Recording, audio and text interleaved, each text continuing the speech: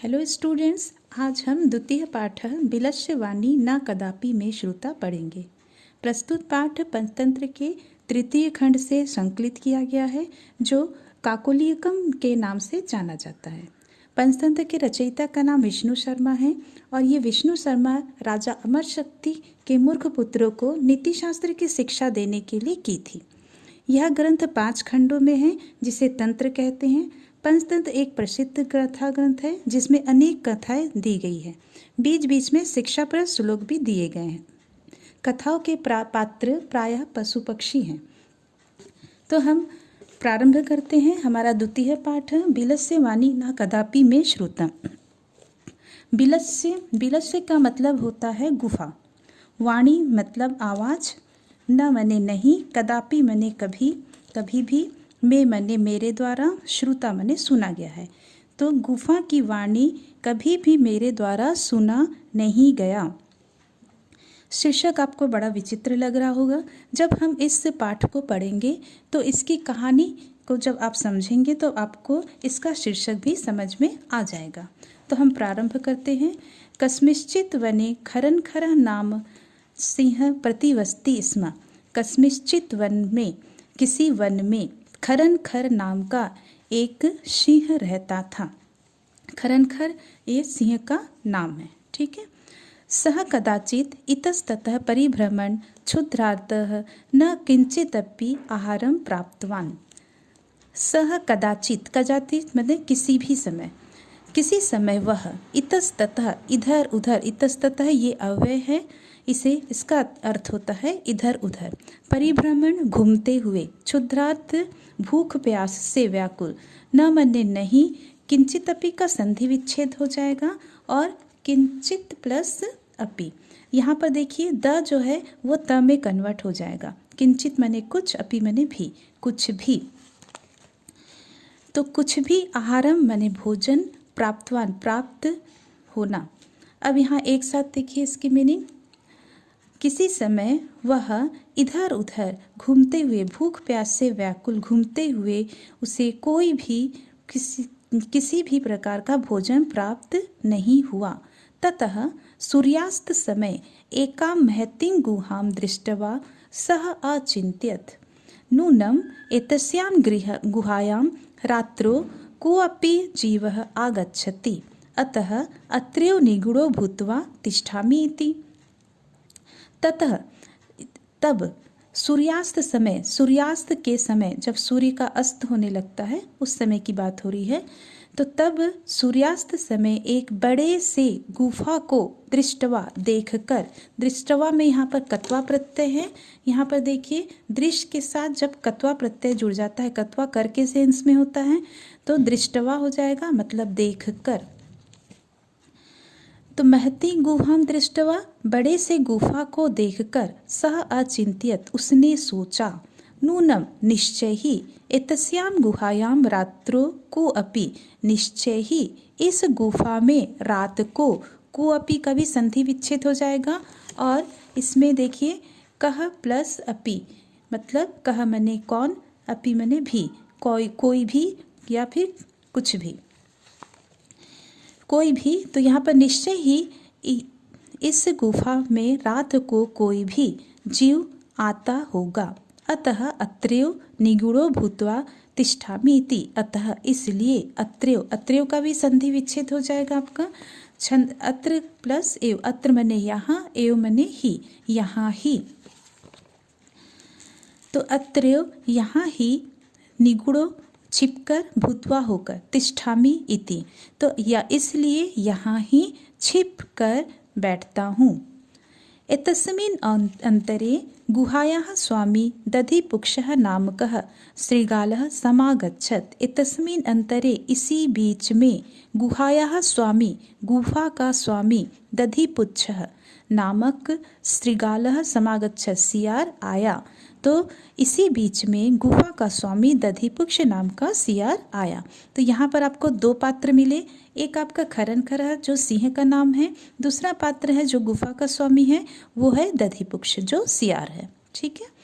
स च यावत् पश्यति तावत् सिंह पद पद्धति है गुहायां प्रविष्टा दृश्यते न च बहिरागत, स च यावत, और उसने, यावत जैसे, पश्यति देखा, तावत वैसे, सिंह पद पद्धति सिंह के पैरों के चिन्ह, गुहायाम प्रविष्टा दृश्यते गुफा में प्रवेश करते दिखाई दे रहे हैं।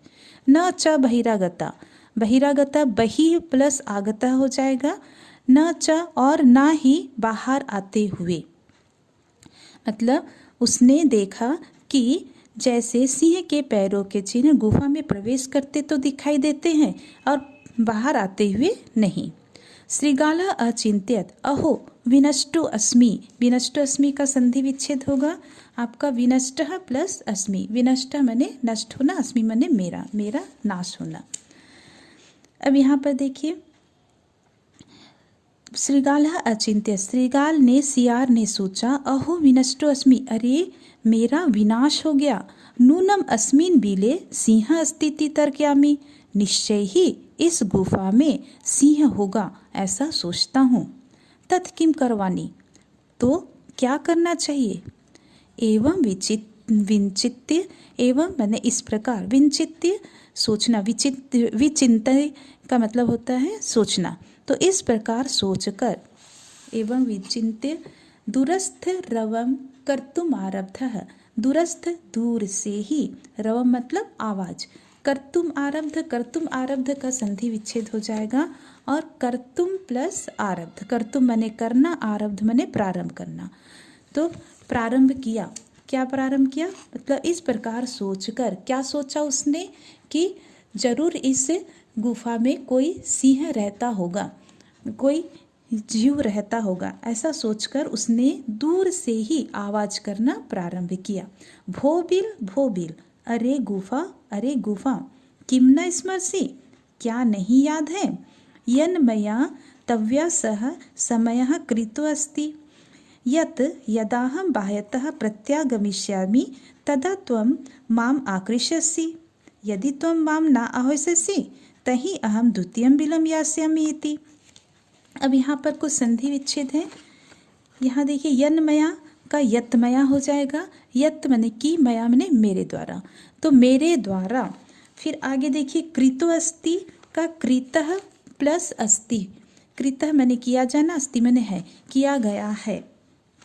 यदा अहम, यहाँ पर ध्यान देंगे आपका यदा अहम जो दिया है वो यदा अहम में आपकी बिंदी दी है, जब आप संधि विच्छेद करेंगे, जैसे यहाँ पर यदा अहम का संधि विच्छेद करेंगे तो आप ये म हलंत लिखेंगे, यहाँ बिंदी नहीं करेंगे, क्योंकि जब किसी भी शब्द को हम सिंगल लिखते हैं तो उसमें बिंदी नहीं होती, म हलंत होता है, तो यहाँ पर यदा अलग हो जाएगा, अहम अलग हो जाएगा।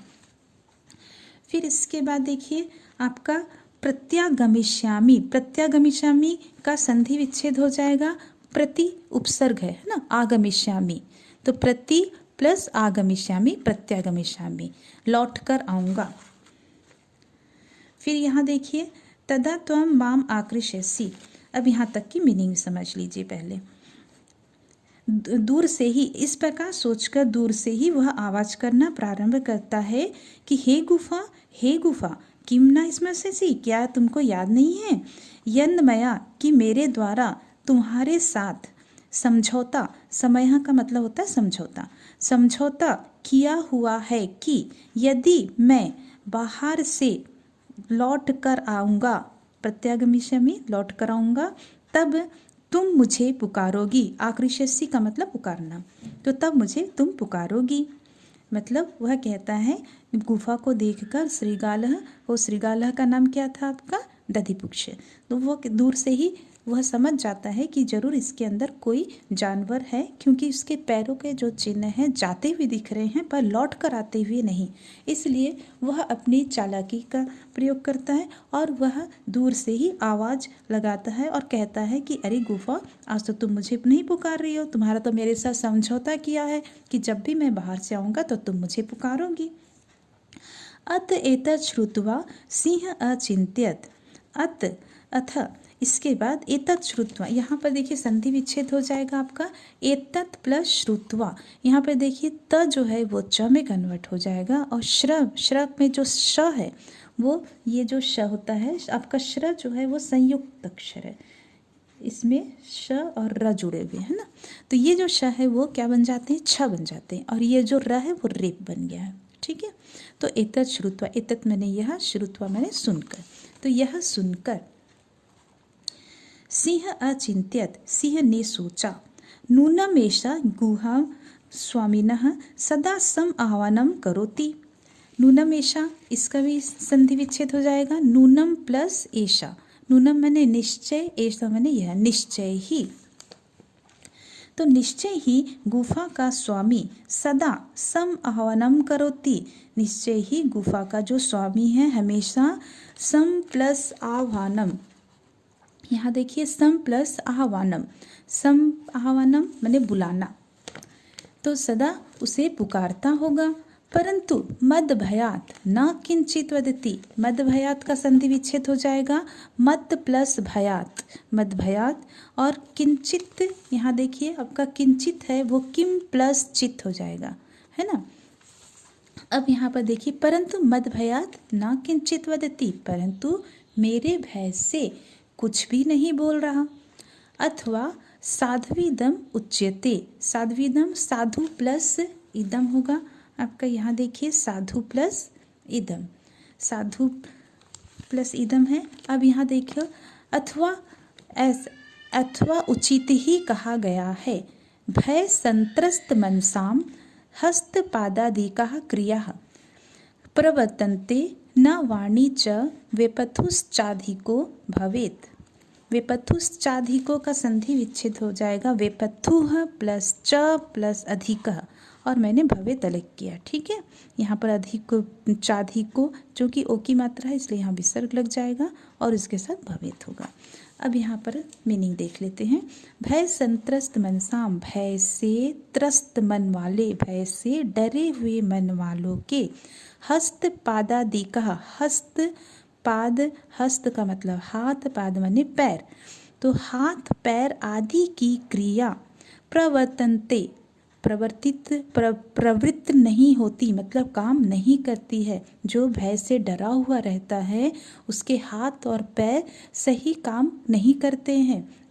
न वाणी च वेपथुश्च अधिको भवेत, और जो वाणी है वो भी, वेपथु का मतलब कापना, यहाँ पर वेपथु प्लस च हो गया है तो वेपथु कापना, और अधिक कापती है, तो वाणी भी और अधिक कांपती है। फिर से एक बार देख लीजिए, भय से डरे हुए मन वालों के हाथ और पैर की क्रिया प्रवृत्त नहीं होती है, मतलब काम नहीं करती है, और वाणी भी और अधिक कांपती है। आप खुद देखेंगे जब आप बहुत डरे सहमे से रहते हैं उस समय आपके हाथ पैर ठीक से काम नहीं करते हैं, इवन आपकी जो वाणी होती है, आपकी आवाज़ है वो भी कांपती हुई होती है। तद अहम अस्य आह्वानम करोमि, तब मैं इसका आह्वान करता हूँ।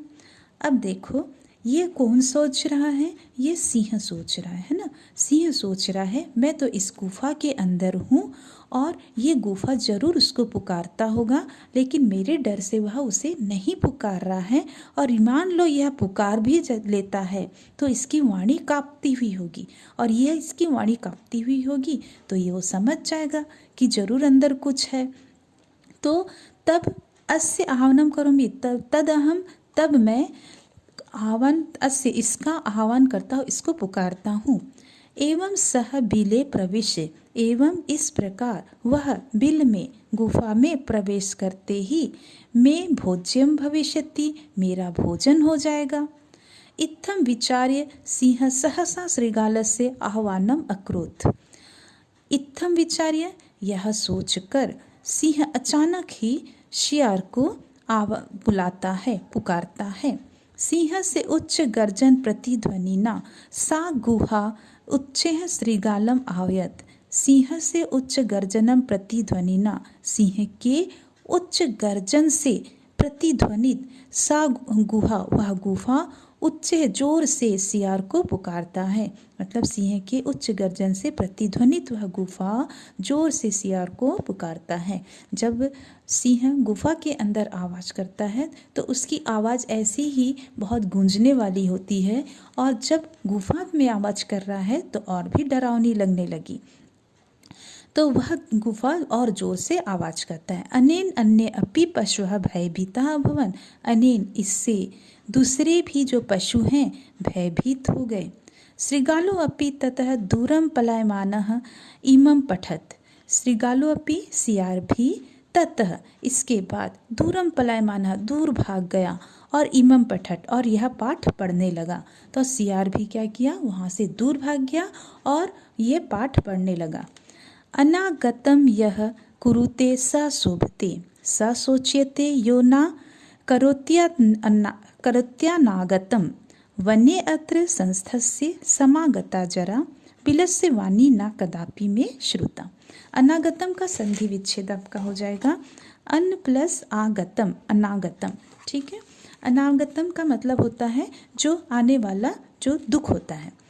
तो आने वाले दुख को, आने वाले शोक को, यह जो कुरुते स शोभते, आने वाले दुख को जो समझ लेता है वह शोभा को प्राप्त करता है।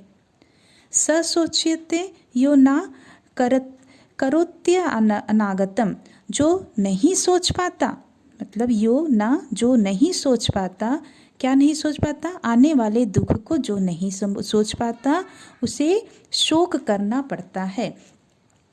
मतलब आपका कहने का अर्थ यह है कि जो भावी दुख को पहले समय से पहले पहचान लेता है वह उस दुख को निपटने से पहले वो उसके तरह तरह के उपाय वो कर लेता है। लेकिन जो उस दुख को नहीं समझ पाता है तो वह उसके लिए कोई भी प्रिकॉशन नहीं ले पाता है, फिर उसको दुखी होना पड़ता है, उस दुख को उसे झेलना पड़ता है। उसी प्रकार वने अत्र संस्थस्य समागता जरा, वने अत्र इस वन में संस्थस्य रहते हुए, जरा का मतलब होता है बुढ़ापा, इस वन में रहते हुए मेरा बुढ़ापा आ गया। बिलस्य वाणी ना कदापि में श्रेता, बिलस की वाणी, बिलस मैंने गुफा की वाणी मैंने कभी नहीं सुनी। अब आपको समझ में आ गया होगा ये शीर्षक ऐसा क्यों था कि गुफा की वाणी मैंने कभी नहीं सुनी।